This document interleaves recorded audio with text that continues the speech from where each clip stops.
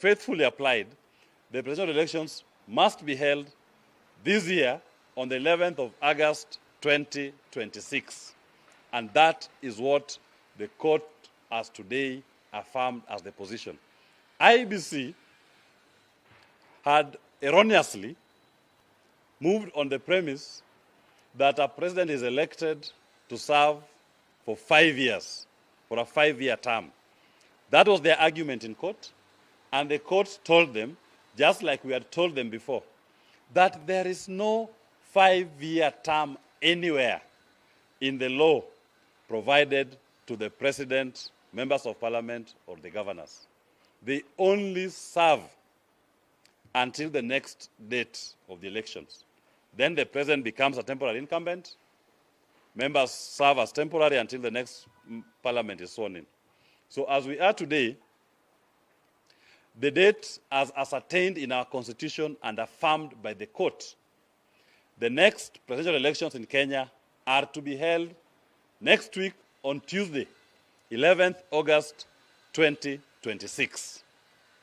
The court has merely recognized the logistical and administrative challenges of having the elections next week on Tuesday, and has decided suamoto to suspend the effect to give IEBC time to organize its logistics and administrative components for the conduct of an election.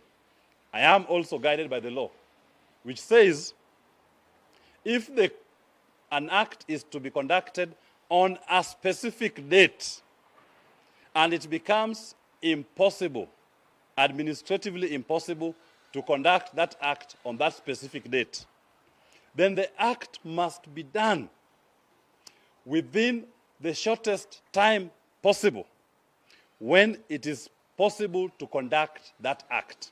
In this particular instance, the elections are to be held on the 11th of August 2026. But if, as the court has recognized, that it is impossible to conduct the elections next week on Tuesday, then IEBC has a duty to conduct the elections within the shortest time possible that is necessary to make the necessary logistics and administrative arrangements to conduct that elections. I am guided by the precedent that IEBC has shown, where when a vacancy has been declared for office of a member of parliament, IEBC, as per the constitution and as per their own administrative arrangements, have been able to conduct elections within 60 days from the date of declaration of a vacancy. We may admit they may not be ready by next week, Tuesday, but our presidential elections, as confirmed in the Maina Kiai case, are constituency-based elections. We want to hear why IEBC cannot instigate the constituency election officers, the returning officers, to conduct elections within 60 days from the 11th of August 2026. If there be any other logistical arrangements beyond 60 days, they should make a case to the people of Kenya that we need an extra 60 over and above the 60 in the Constitution. They should conduct those elections within 120 days. That is what the Kenyan people can take as permissible. Anything beyond that, in my view, is an usurpation of the sovereign will of the people. And the legitimacy and the term of office of William Ruto as president, exercising a donated sovereign power of the people, lapses on the 10th of August 2026, midnight. Beyond that, we are moving to the next phase of a temporary president. Is there any question to me before my party leader speaks? I'm now speaking as advocate in the matter. My party leader, Jimmy Wanjigi, will speak on any question on the political connotations in the case. Yes.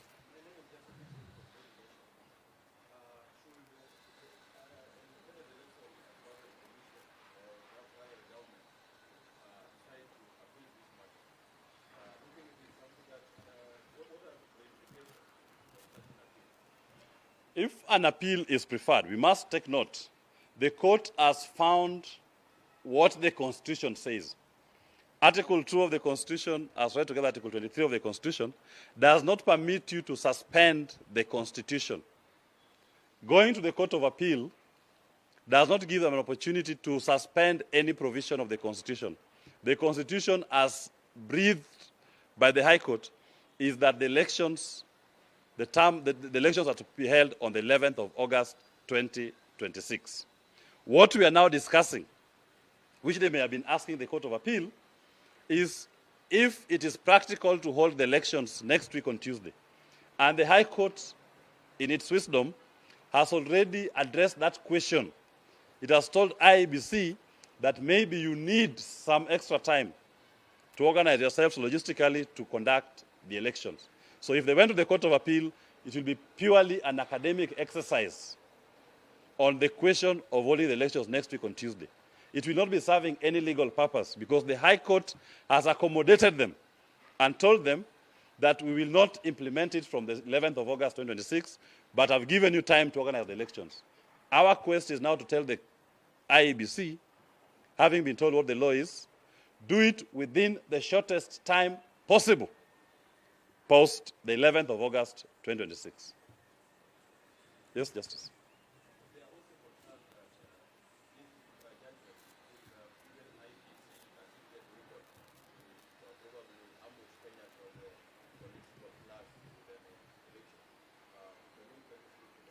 As it is now, any decision IEBC will make as to the elections date cannot be a secret weapon to IEBC or to William Ruto. The date of elections remains 11th of August 2026, and for IEBC to call for the next election date, it must be now a consultative process that involves the people of Kenya, because it's now their sovereign will that is being suspended from the 11th of August 2026 to a new date. So the sovereign must render himself as to that new date in a manner that will facilitate him to donate his sovereignty in full compliance with the Constitution. The court has suggested a suspension of 1 year. As petitioners, will be asking the court that 1 year is 1 year too long.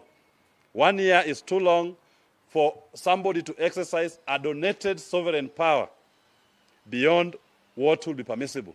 William Ruto and any other presidential candidate must go back to the people and get a full mandate within the shortest time possible from the 11th of August 2026. Yes, Chris.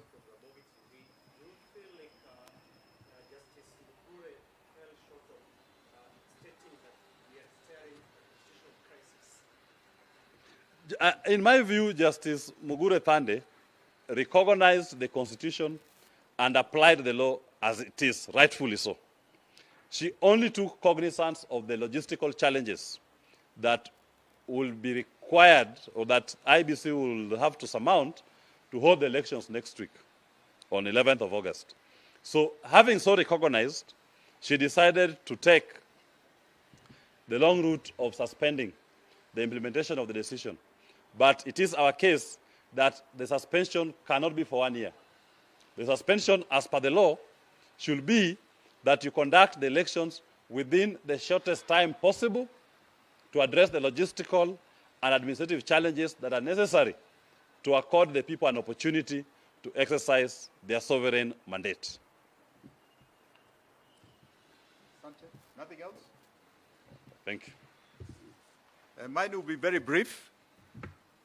This is a great day for the Constitution of Kenya, and we as Safina Party want to give a great thank you to the High Court that has upheld our Constitution, and to the excellent work of our Deputy Party Leader, Willis Otieno.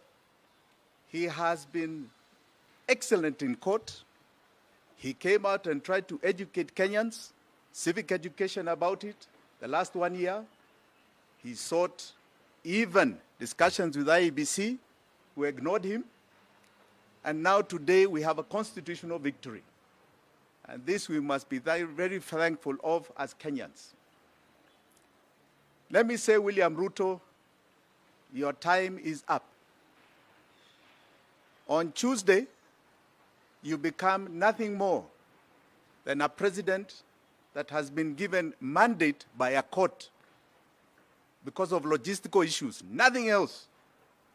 Your term is over as of Tuesday. You are now then just given a template by a court. Your term has not been extended. That means if we were to read the Constitution, Article 134 describes a temporary president for such a circumstance.